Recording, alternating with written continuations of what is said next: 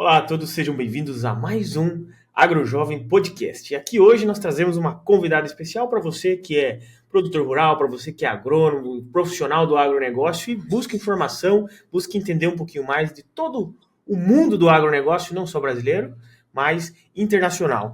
E para isso hoje nós trazemos aqui a Renata Marron, ela que é uma das mais admiradas aí pelo agro brasileiro, está sempre nos eventos, na imprensa, e ela tem todo um conhecimento aí, porque ela está rodando o Brasil, rodando o mundo, conhecendo o agronegócio. Então, para mim é uma grande honra estar aqui com ela mais uma vez, que já estivemos na carreta da CNA, mas agora aqui, individualmente, seja bem-vinda ao AgroJovem Podcast. Renata.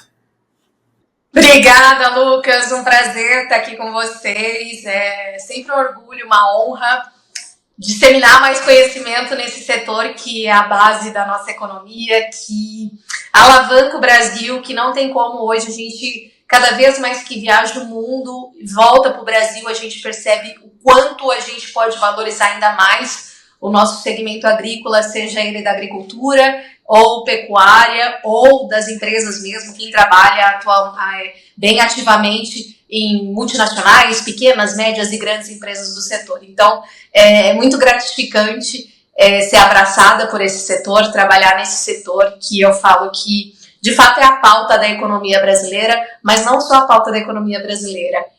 São as pessoas, né, os profissionais que fazem parte dessa cadeia produtiva, seja ela qual for, que move de fato o Brasil aí para mais adiante, e com certeza é a nossa agropecuária. Então, para mim é sempre um prazer. A gente mais aprende conversando e dividindo, e isso é muito gratificante para a gente que é profissional da comunicação. Legal, legal. E como é? Você anda viajando pelo Brasil, você está viajando pelo mundo, como que tá essa vida agitada da Renata, né? Que eu vejo na rede social que você está sempre num lugar diferente e às vezes a gente se esbarra. Como que tá a tua rotina hoje, Renata? Pois é, né? Nos encontramos no Inova Meat Toledo, uma região belíssima que se destaca pela proteína animal. Inclusive, uma das grandes empresas que tem ali na região, que a gente sabe, ali em Toledo, é BRF, que é uma grande aí, referência em proteína animal. E eu até tenho recebido deles, por exemplo, que eles já vêm mexendo muito com inteligência artificial, inovação. Então, a gente divulga muito essa questão hoje, agronegócio e inovação, quais são esses pilares, essas pautas que têm alavancado bastante o setor, porque hoje a gente faz um agronegócio bastante diferenciado com inovação. A gente precisa sempre inovar e estar atualizado.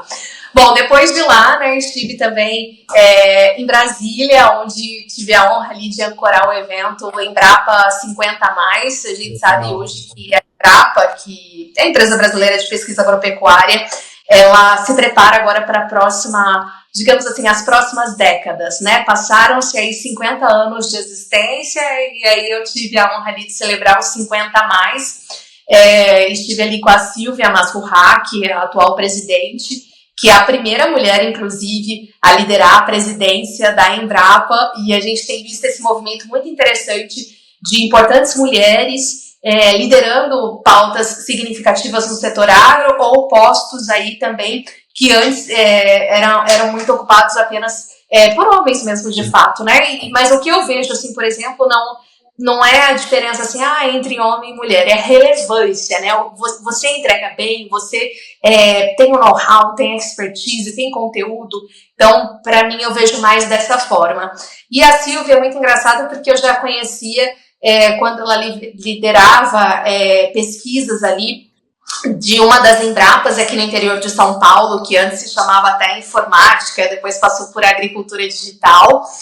E ela foi sempre muito relevante em pesquisas quando falamos em digitalização da agricultura, da pecuária, do agronegócio. Uhum. E aí depois fiquei muito feliz, né, dela ser convidada e assumir esse posto de liderança. Então estive lá em Brasília recentemente para ver, né, todo esse movimento. Fiquei muito feliz de ver ali bastante hortifrutis, né, produtos vindos da Embrapa, cultivares, variedades ali da Embrapa Cerrados, que é ali do Distrito Federal. Então é muito interessante porque eles fazem muita conexão, né? Ali foram mais de 1.000 pessoas que estavam nesse evento, E ali, nos bastidores, eles fizeram como se fosse uma feira da Embrapa, então tinham esses produtos vindos tanto de pequenos produtores, médios, grandes. Então, por exemplo, eu tomei um café robusta amazônico, que é produzido ali na região de Rondônia, maravilhoso, e é um café um pouco mais forte. Inclusive, tinha ali uma barista também, indígena, preparando ali aquele café. Então, a gente vê essa relevância da Embrapa, não só a nível nacional, como internacional também. Quando vai nas missões, nas comitivas, eles fazem questão de apresentar os seus trabalhos. E isso é muito relevante, que eu falo que é uma empresa pública no Brasil que, de fato, deu certo, né? Tem aí as Embrapas do Paraná, que fazem muita conexão com os produtores rurais. E depois eu estive agora recente, semana passada, em Cuiabá, na Fundação Mato Grosso, então, onde a gente falou muito sobre perspectivas e projeções para a soja, né? Muitos aqui, acredito que a maioria, todos já sabem, a gente lidera aí a pauta dos grãos. Sim. Mas óbvio que, ao mesmo tempo, a gente passou por uma situação terrível, né, de tragédia com as enchentes ali no sul do país. Então, a gente tentou ali naquele evento, inclusive que iriam ter participantes, mais especificamente do Rio Grande do Sul, que não puderam comparecer, obviamente, mas foi um evento bem importante ali, com cerca de 300, 400 pessoas, principalmente pesquisadores ou quem toma a decisão ali em sua propriedade. E aí a gente tentou trazer e traçar uma perspectiva para a próxima safra brasileira de soja, né? Naquele momento, eu lembro que a Conab já tinha revisado os números de produção da soja, né? Se eu não me engano, estava ali em 147 milhões de toneladas, mas eles haviam avisado que poderia dar uma reduzida. As consultorias, algumas agora falando em 142, outras ainda revisando, né, mais para baixo. Mas a gente tentou dar um panorama também em nível de mercado e de situações. Ali o Centro-Oeste é muito interessante, que a gente tem observado também o que tem acontecido com a cultura do milho. Então, muitas usinas de etanol de milho ali em plena expansão. E eu achei muito interessante também um artigo que a gente divulgou ali naquele evento, que foi um artigo publicado no periódico La Nación, que é da Argentina, um dos principais ali do país. E semana que havia passado, o Ricardo Arioli, que inclusive é integrante da Comissão de Oleaginosa da CNA, ele estava também no evento ali, na nossa mesa de discussão de debate, e aí ele me passou esse artigo que eu achei extremamente relevante, que eles receberam uma missão internacional, inclusive de grupo argentino, e depois eles publicaram esse artigo ali naquele momento, foi semana passada, retrasada ali no La Nación, e aí falava, né, o quanto que a Argentina deveria se espelhar no agronegócio brasileiro, o que eles não fizeram nos últimos 20 anos, e o quanto aquele grupo estava assim, extremamente admirado. Então, a notícia era comparar o estado de Mato Grosso, não era nem só o Brasil, era Mato Grosso, com a Argentina, e ver assim, por que Mato Grosso, no caso ali, deu tão certo, e em questão de não só de nível tecnológico usado ali na propriedade, mas também política de exportação, e a gente sabe que a Argentina tem as retenções, né, tão famosas, que acaba bloqueando as exportações. Tiveram uma política econômica bastante difícil, né, dificultosa aí nesses últimos tempos. Então, assim, eles estavam de boca aberta, realmente. O artigo falava isso, porque o que a Argentina não foi em 20 anos, o Mato Grosso disparou. Então, é muito interessante a gente ver, né, grandes concorrentes brasileiros, como a Argentina, que é uma das principais exportadoras de soja, por exemplo, tendo esse olhar sobre o Brasil e conseguindo ver o quanto a gente foi relevante e está sendo nesse setor que baliza e acaba sendo o grande incremento do nosso país economicamente e socialmente também, porque são as pessoas que fazem o agro aqui dar certo. Sabe que você falando me deixa muito feliz, né? Valorizando lá o milho, por exemplo, no Centro-Oeste, né, com as usinas de etanol. É uma cultura que já foi feita muita pesquisa, há inúmeros anos fazendo pesquisa, tem várias cultivares, é adaptada em praticamente todas as regiões do país, né? É principalmente usada para ração animal, mas mas quando ela começa a ser usada no etanol, valoriza a sua produção, uma produção que tem um custo por hectare aí um pouco elevado, né? E aí, principalmente aqui no sul, um risco também sempre constante, porque faz no milho segunda safra, no safrinha. E você falando dessa produção de etanol, aqui no Paraná também tem, começando algumas usinas nesse sentido, e isso tende a valorizar o produto, né?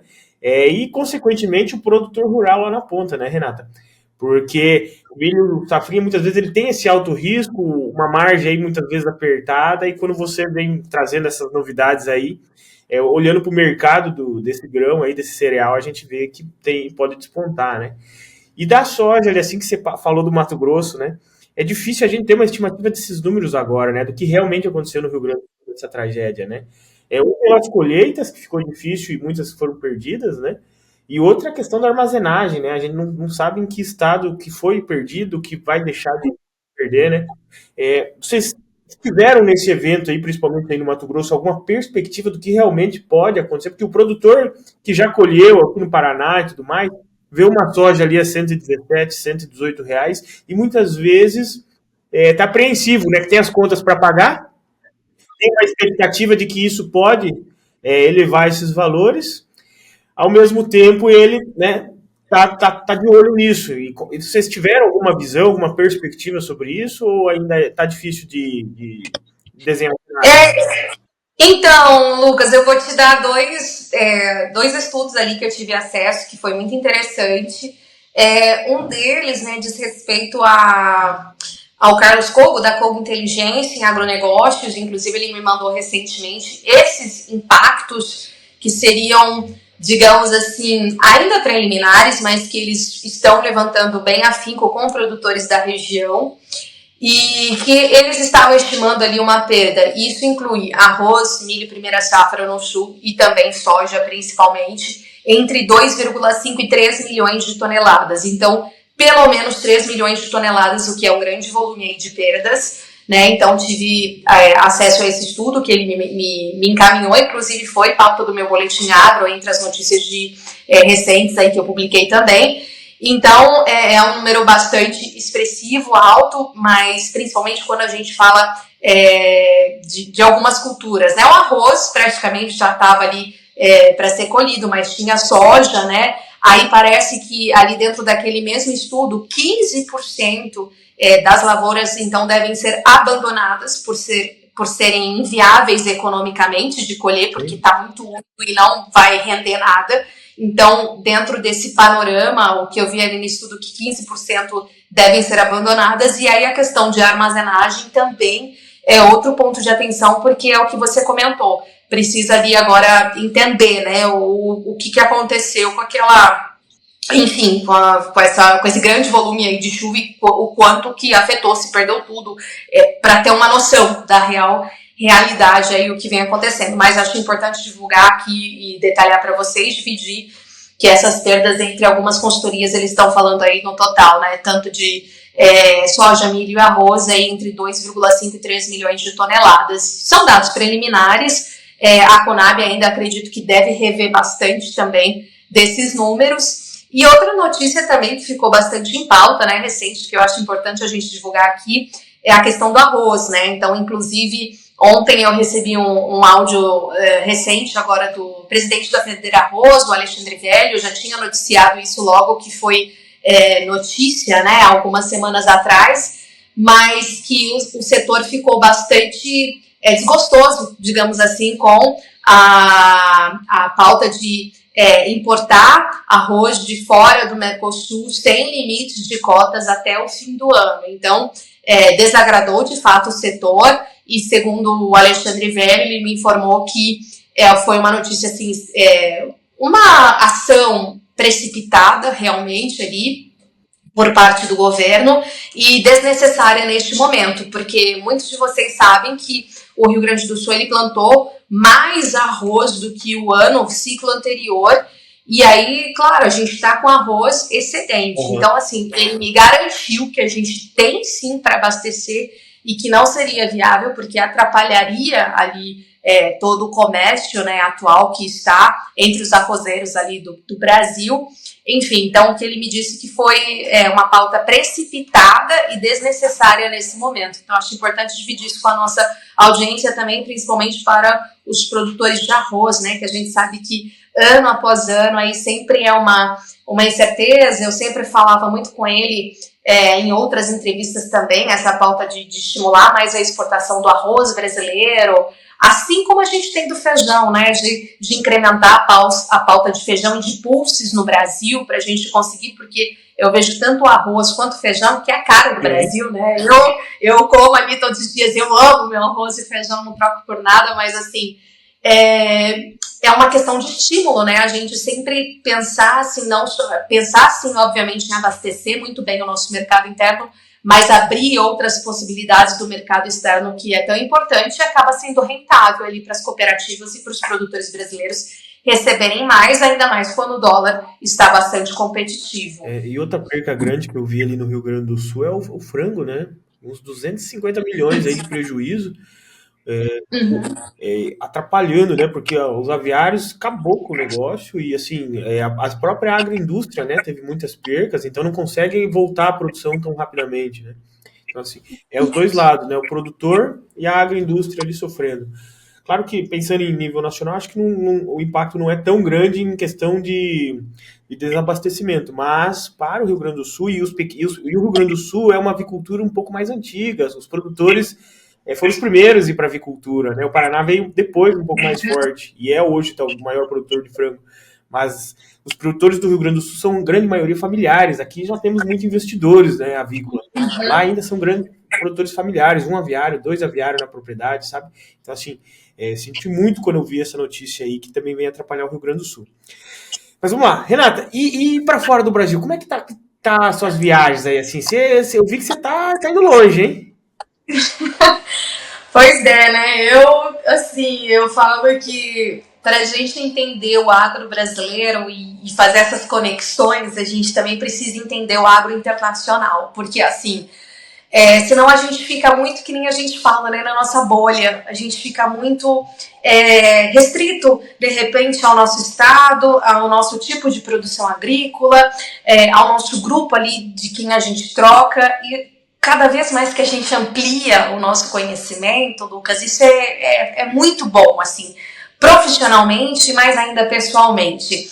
Então, graças, assim, ao meu trabalho, eu tive a chance de visitar mais de 20 países cobrindo o agronegócio, e eu me sinto, assim, privilegiada mesmo, né, porque eu conheci, assim, desde ordenha mecanizada, muito tempo atrás, em 2013, 14, na Nova Zelândia, que é referência ali em produção de leite também, até, por exemplo, vinícolas diferentes, até, por exemplo, no Oriente Médio, nós somos a primeira equipe brasileira a gravar a maior fazenda de camelos do mundo, então eu fiz todo o processo de produção do leite de camela, que hoje já está bem conhecido, enfim, hoje, por exemplo, a gente vê leite em pó de camela, sabonete feito com leite de camela, é muito interessante, né? Às vezes sai um pouco da nossa realidade,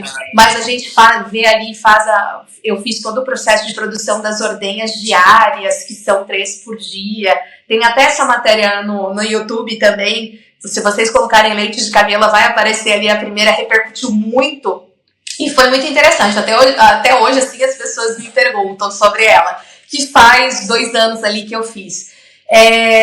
O mais recente, assim, porque eu comecei a ir muito, o que eu percebi, né? Poucos jornalistas, comunicadores falavam sobre política internacional agrícola. E por que o Brasil tem esse sentimento também de que nós somos muito bons, que nem eu te falei, Lucas, em produzir, em alimentar, em gerar segurança alimentar, em produzirmos de maneira sustentável, mas por que a gente não comunica isso bem? Por que a gente às vezes não está nas pautas de negociações e mostrar, sim, os exemplos brasileiros que têm dado certo? Então, seja no BRICS, seja na reunião do G20, seja na reunião do G8, seja nas mesas de discussões nas assembleias da ONU. Então, quando eu comecei a ter essas oportunidades de participar de grandes eventos internacionais, eu comecei a me colocar e levar esses exemplos do Brasil, que a gente faz de melhor, para fora também. E foi, assim, um presente para mim, né? Que nem eu falei, eu me sinto privilegiada mesmo. Então, a minha primeira missão ali, por exemplo, para o Oriente Médio, que eu falo que tem poucos jornalistas do agro que cobrem aquela região e que é um mercado significativamente importante para o Brasil. Para vocês terem ideia, né? Eu sempre discorro isso quando eu tenho oportunidade. São 22 países que compõem a Liga Árabe.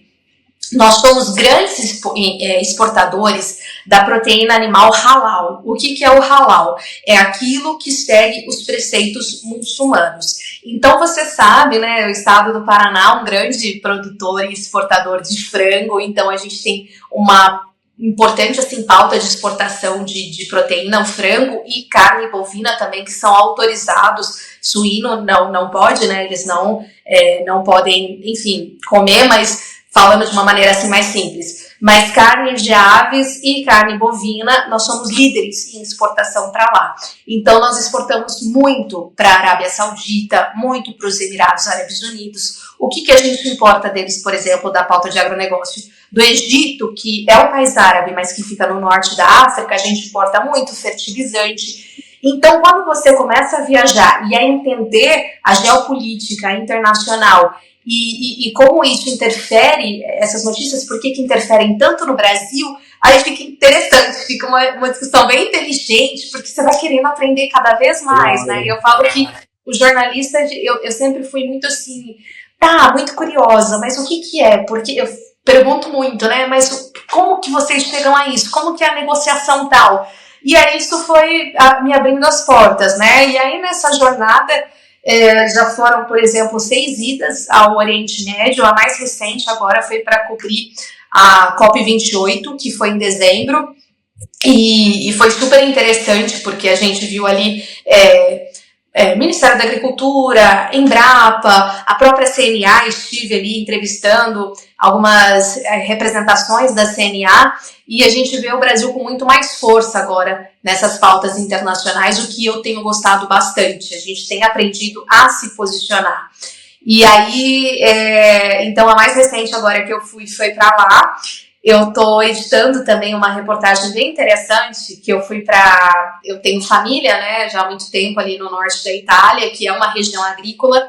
Inclusive quando eles enfrentaram uma das piores secas, ali eles são grandes produtores de milho. Eu acabei que estava de férias e acabei ali trabalhando também. Jornalista a gente não para, né, tem esse olhar. E eles estavam enfrentando uma das piores secas ali nos últimos 40 anos. Que são esses eventos extremos climáticos que têm acontecido também. Só uma aspas aqui, eu tenho conversado muito com alguns meteorologistas, né, agrometeorologistas ou meteorologistas especializados em agro, e todos eles, assim, têm me falado que a partir de agora a gente vai ver esses eventos extremos climáticos com mais frequência. Então, o que ocorreu aqui, o que tem ocorrido na Europa, na Ásia, em outros lugares, vão ficar, infelizmente, vão virar mais pautas aí de notícias devido a essas questões climáticas. Bom, e aí eu estive lá, foi muito interessante, porque quando você está nessas discussões, você fala, nossa, mas o Brasil já faz isso há muito tempo e tal, a gente está muito à frente, né? Eu estive no Chile também no ano passado, na Assembleia ali da FAO, que é a representação da ONU para Agricultura e Alimentação, e na época eles me convidaram para entender como é que eles fizeram para reforçar a campanha de peste suína africana e gripe aviária, né, PSA e a influenza aviária. E aí, porque o Chile teve, né, uma infestação ali de gripe aviária, a gente sabe que tem muitas ocorrências na Europa, nos Estados Unidos também. Gente, e o Brasil, graças a Deus, devido à sua questão sanitária, não teve. Estive conversando agora com a ABPA, que é a Associação Brasileira de Proteína Animal, com a presidência, né, Ricardo Santin. A gente sempre tem muitos contatos, né, não só nesses eventos internacionais que a gente participa, mas no dia a dia, né, para entender, até agora recente, né, mercado de aves e suínos, o que aconteceu aqui no Brasil. Mas eles acabaram agora fazendo até uma campanha de reforçar as medidas. Então, nas propriedades, quem chega de viagem, enfim, tem que ficar em quarentena, os profissionais que trabalham, se tem alguém da família que viajou. Então, assim, o Brasil é exemplo, né, na questão sanitária. Aí, quando a gente fala em aves e suínos, é só você olhar aí o mercado e ver que grandes países, né, países de primeiro mundo, deixaram a doença chegar, serem infestados, e aqui no Brasil não chegou e não vai chegar. A gente torce para isso ainda bem. O que eu vejo também, você falando, eu sinto que o Brasil está muito mais desenvolvido tecnologicamente, na questão sanitária, mas por outro lado, às vezes a gente vê, principalmente na Europa, né, uma valorização do produto local pelo produtor rural, pela comunidade local, olha assim, né, o produtor comercializando com uma força muito maior do que nós vemos aqui, que rapidamente é industrializado. Ok, quando é industrializado, mas existem muitos produtos agropecuários oriundos aí da agricultura familiar que são ainda pouco valorizados, né? Vou dar um exemplo, a região aqui faz muita cuca, salame, queijo, né? E é uma delícia. Melado, já comeu melado? Nossa, muito bom. Só que não tem uma marca, não tem vende ali na feirinha e aquilo fica por ali e o produtor muitas vezes sentindo uma dificuldade financeira porque é um pouco valor agregado naquele produto, ele acaba fazendo uma quantidade pequena, não dá uma visão potencial de crescimento para ele também, né? E por trás de tudo isso é um negócio, né? Quando você compra e vende, acaba você fazendo negócios. Como que é a sua visão quando você está viajando pelos outros países? Como que os produtores estão desenvolvendo essa mentalidade para conseguir escoar uma produção ao mesmo tempo aumentar, né, o seu negócio através desse escoamento aí que vem valorizando o produto deles? Olha, agora me veio uma frase, viu, Lucas, que você estava aqui comentando, eu falei, gente, o Brasil, o agricultor brasileiro, precisa tirar da sua mente aquela velha síndrome de vira-lata. A gente precisa colocar a síndrome de protagonista. Então, assim, essa é a frase. O produtor brasileiro precisa tirar de si a síndrome de vira-lata e assumir a síndrome de protagonista.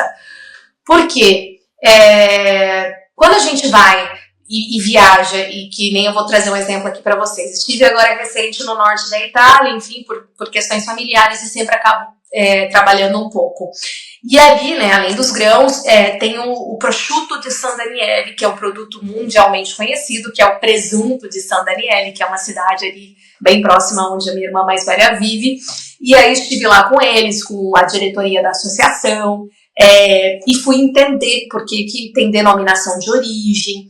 Eles valorizam muito ali esse presunto que conquistou assim, um selo internacional devido à sua denominação de origem, devido ali aos suínos estarem em lugares montanhosos a tantos metros de altitude. Então tem toda uma história ali, um significado. E aí tudo bem, né? Essa matéria em breve deve sair no YouTube para vocês. E aí também, o que eu vi ali? Tem muita produção de mel. E ali é uma região agrícola que se chama Friuli Venezia Giulia, que é ali a região norte, né? O que eu percebi? Que foi no estádio de futebol. O estádio de futebol, eles param ali um minuto para falar. Gente, foi muito engraçado, achei maravilhoso. Valorizem os produtos agrícolas regionais de Friuli Venezia Giulia, fala no alto-falante. Quando você chega ali, tem umas estantes bonitas, né, no estádio de futebol da cidade, com os produtos da cidade. Aí fui no aeroporto, que é um aeroporto do interior, também lá uma área só de produtos da região. Então, todos os lugares que você vai, eles têm essa alma, né, de protagonista, que é o que o Brasil precisa ter. A gente já tem produtos, assim, excepcionais, mas precisa ter essa visão de, digamos assim, trabalhar melhor esse marketing, né? Então, você falou de alguns produtos aqui no Brasil, maravilhosos, esses da região do Paraná, tem o café da Terra Roxa. Gente, tem tanta coisa boa que a gente produz, a gente só precisa, assim, saber trabalhar melhor. E até os pequenos produtores que falam, Renata, Lucas, eu não tenho acesso, não sei nem por onde começar. Gente, todos têm WhatsApp. Então, assim, faz um folder ali bonitinho, né? Para espalhar na lista de transmissão. Começa a valorizar mais o seu produto e tentar, de alguma maneira, Lucas, como você falou, profissionalizar também. Sair um pouco ali da região. Então, buscar o conhecimento. Hoje a gente tem Senar, a gente tem Sebrae, a gente tem várias maneiras e ações de incrementar a sua venda, os seus produtos. Então, estudar, né? Sempre adquirir esse conhecimento para melhorar ali os seus patamares de venda, né? De extrapolar além da região e ele se sentir orgulhoso, né? É bonito a gente ir nas feiras agrícolas e tudo mais. Eu sempre que vou, eu faço questão de comprar artesanato da região. Eu faço questão, uma coisa até simples, né? Mas, por exemplo, eu vou me apresentar num evento. Eu vou lá e eu consigo me fazer, né? Me maquiar e tal, mas eu gosto de contratar uma pessoa ali da região para me fazer, para mostrar que eu estou valorizando o trabalho dela. Uhum. Então, assim, gente, se todo mundo pensar dessa forma, é uma maneira de você ajudar as pessoas locais e a dar o valor que elas merecem, né? Porque, como eu falei, o verdadeiro protagonista do nosso Brasil é o produtor rural. E cada vez mais que a gente viaja, a gente percebe isso. Então, falta, assim, essa profissionalização. Eu falo assim, imagina chegar no estádio de futebol, que não precisa ser aqui o Allianz Parque em São Paulo. Se for, tudo bem, né? Melhor ainda. Mas nesses, mais até do interior, e falar ali no alto-falante, né? Como que os produtos agrícolas são valorizados na região, como é que você pode comprar, onde você encontra, colocar ali na porta do estádio. Então, gente, dá para fazer tanta coisa diferente, pensar fora da caixa. Uma vez eu ouvi também de um professor que é o Romeu Buzzarello, e ele fala muito ele tem uma escola de negócios, né, enfim, aqui no Brasil, e ele fala, gente, vamos parar com essa história de falar pensar fora da caixa, a gente tem que fazer fora da caixa, e isso me pegou também, eu falei, vamos começar nós a fazer fora da caixa, porque a gente tá indo e fala, vamos pensar fora da caixa, todo mundo pensa, vamos fazer fora da caixa, e isso é muito, muito significativo e muito gratificante, né? Então, é possível fazer, é possível a gente incrementar mais o que a gente já faz de melhor e se posicionar também nessas discussões de âmbito internacionais também, mostrar o que de fato o Brasil é de verdade. Legal, legal. Esse produtor que por muitos anos ele focou no manejo, na questão da produção em si, né? Agora está chegando a hora de focar numa estratégia comercial para ele conseguir crescer o negócio dele, né? Incentivar a família a continuar no negócio. E você vai falando e eu vou pegando aqui assim, cara, tem uma possibilidade gigante, né? Ele já sempre foi o protagonista e o produtor rural, você sabe que ele é um empreendedor nato, né? Quando ele precisa, ele inventa a ferramenta, ele cria o equipamento dele, ele cria métodos para fazer o que é necessário para acontecer, porque às vezes ele está longe da cidade. Não tem como ficar comprando ferramenta toda hora. Ele cria tudo, né? Alguns chamam de gambiarra, né? Outros chamam de arranjo técnico, né? Mas ele vai lá e ele se vira. Ele é um empreendedor nato. Agora eu vejo que é necessário essa virada de chave, virar um empreendedor, mesmo um vendedor agora, né? Porque esse produtor familiar tem um potencial muito grande, né? Não só esses que estão na feirinha, mas aqueles que vendem ovos, que vendem... né? O que tem lá na propriedade muitas vezes, e ele gostaria de aumentar, ele gosta de fazer aquilo, né? Quem não gosta, né? De mexer numa horta. Não, e é o que eu falei, tá engajado, adquirir conhecimento, participar de feiras e fazer, né? É o que eu falei, fazendo fora da caixa. O que eu não fiz ainda que eu poderia fazer? O que eu posso incrementar? Eu tenho a minha página de negócios, da minha pequena propriedade, como que eu faço para explorar ela melhor na mídia digital? Gente, de repente você não sabe, pede ajuda para o seu filho, pede ajuda para o seu neto, com certeza ele já vai criar ali o marketing de folders, porque eles já nasceram digitalmente, eles vão fazer para vocês, e aí você vai criar a sua página no LinkedIn, no Facebook, no Instagram, no TikTok, e de repente você está ali digitalmente e mostrando o que você faz, porque eu falo assim, você sabe, Lucas, todo mundo tem uma boa história. A gente, às vezes, só fica envergonhado, assim, de comentar, de falar, mas eu, assim, viajando tanto e trabalhei 20 anos seguidos em TV, e entrevistando, essencialmente, né, produtores rurais aqui de todos os estados brasileiros e mundo afora também, eu cheguei à conclusão, assim, que todo mundo tem uma boa história para contar. E quando você escuta, assim, os agricultores, a gente não tem como não ficar emotivo, não se envolver emocionalmente com aquela história daquela pessoa que cresceu, né, fruto daquele trabalho, que vieram de gerações passadas e que hoje tem a continuidade com mais acesso à tecnologia, com mais acesso, muitos desses pais que assim ralaram mesmo no português claro para de repente formar os seus filhos ali numa universidade boa, para que eles se tornassem Então, assim, são pessoas, assim, extremamente, eu falo das mais sábias, assim, se a gente tem que aprender alguma coisa, são com os produtores, porque são muito sábios, né, e humildes para aprender. Então, é um público que eu amo trabalhar, que eu amo estar junto, que eu amo ter essa troca, e eu falo mais do que inteligentes, são Exato, sábios. e uma sabedoria prática, né? Sempre colocando em prática tudo aquilo que eles querem buscar, que eles têm visão do que vai funcionar, testam, às vezes dá errado, né? A gente sabe que nem toda cultura, nem toda produção dá certo o tempo todo, tem sempre um risco, mas eles estão sempre ali testando. Você falando, eu fiquei pensando, né? Às vezes a gente fala de produção, de marketing, não precisa ser nada complexo, né? Ele pode vender um saco de bergamota no story, vender um queijo no WhatsApp, né? Tem a história do queijo aqui. Esqueci o nome dele agora, o produtor de queijo, um de Minas. Aonde é? Roca, Ai, gente, Roca aqui da Cidade, não é lá na Serra da Canastra? eu não sei se ele é especialmente da Serra da Canastra, mas eu entrevistei muito ele. Talvez eu vou lembrar aqui o nome dele. Mas ele. Oswaldinho. É Oswaldinho do queijo, alguma coisa assim, se vocês pesquisarem na internet. Esse Oswaldinho, ele foi para Paris, colocar o queijo dele lá, recebeu premiação. E eu vi que durante a pandemia, ele começou a divulgar muito o queijo dele pela internet. E, gente, foi demais, assim. Então, ele faz tanto vendas, enfim, de mandar, né, pelos correios, etc., quanto... E eu falei assim, olha que sacada legal, né? Ele poderia ali ficar na mesma, mas ele explorou muito a internet ali durante a pandemia e foi excepcional, assim. Ele alavancou e cresceu. Oswaldinho Andrade, se eu não me engano. E ele é uma referência, assim, em produção de queijo, muito bom.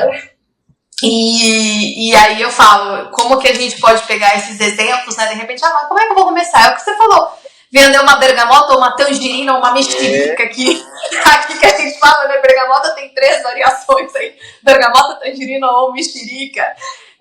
No Stories, né? Vender um tipo de mel ali, faz uma promoção. E eu falo assim, hoje em dia, até nas datas especiais de presentes, eu não sei você, Lucas, mas eu sempre busco agora também dar alguma coisa especial, diferente, e que seja isso. Comida todo mundo gosta, né? Então, assim, tem como você dá alguma coisa para a pessoa vai comer, ela vai gostar, ela vai ver que é diferente. Eu viajo muito ali, que nem eu comentei com vocês, por Oriente Médio, então as tâmaras, né? Lá eles falam dates, aqui são as tâmaras, e a gente come muito, assim. Todos os países lá produzem, né? Que são aquelas palmeiras lindas, e aí aquelas tâmaras maravilhosas. Então, e cada país valoriza a sua. Eu estive agora recente na Ferapa Show, aqui em São Paulo, né, tinha muitas indústrias alimentícias, é a maior feira de alimentos e bebidas das Américas, que eles consideram fechamento de negócios em 14 bilhões de reais, 800 empresas, 200 empresas internacionais, e aí eu tive num projeto junto à Câmara de Comércio Árabe Brasileira. E aí entrevistei a Jihad Islamabad, que é da Tunísia, e mostrando tudo nos stories ali na internet, que eu vejo que dá muito... Isso é muito bom a gente fazer e fazer mais, né? Se o público quer entender, né, o que está acontecendo.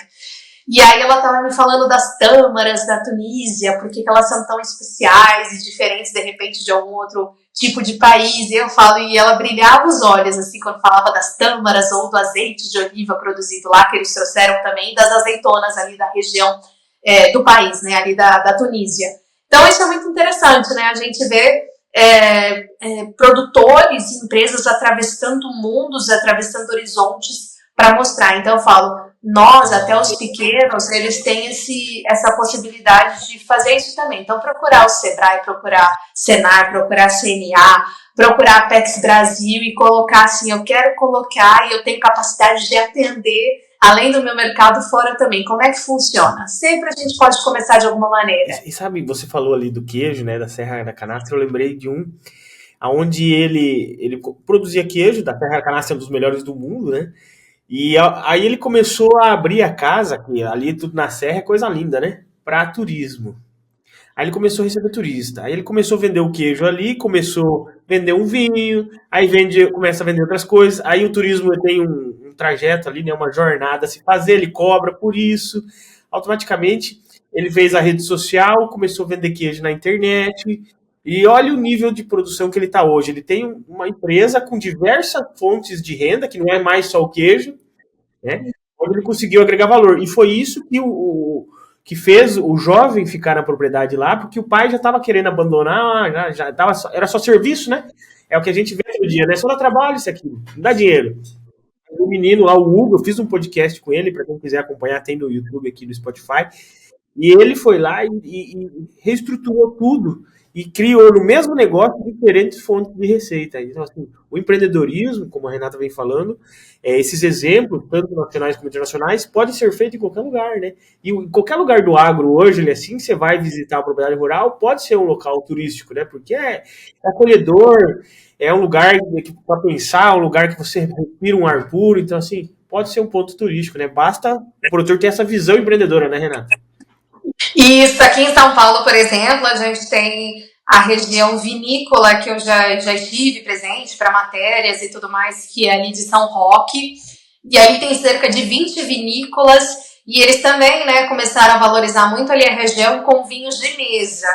Então, ali é muito interessante, é o que você falou, às vezes vinícolas que eram mais familiares, tem as mais famosas e tal, e tem as familiares pequenas que começaram a ampliar, não só vender vinho, vou fazer aqui a pisa da uva na época da vindima e vou fazer alguma trilha, alguma jornada diferente para incrementar o vinho com queijo, enfim, isso tem acontecido aqui no interior e é super interessante, porque é uma maneira de você rentabilizar mais o seu negócio, permanecer, né, essa nova geração dentro ali do segmento, né, e que tem dado muito certo. Eu falo, como a geração já nasceu digital, né, totalmente digitalizada, então, para eles, assim, é natural, né, divulgar, mostrar. Então, quando você já tem essa possibilidade de crescer o seu negócio ali com esses jovens, que muita gente até fala, né, mas a geração Z, a gente vê muitos artigos, reportagens, e sempre, às vezes, com um olhar mais crítico, né? São muito imediatistas, não tem pertencimento a nada e tal.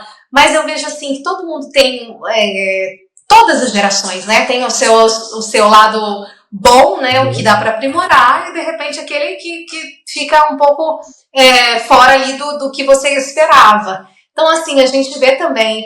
então, esse uso da tecnologia, se você puder usar para o seu negócio, para melhorar, gente, isso é maravilhoso, é incrível, né? Legal. E, Renata, a gente falou para onde você estava, e para onde você vai agora, para a gente... Quais os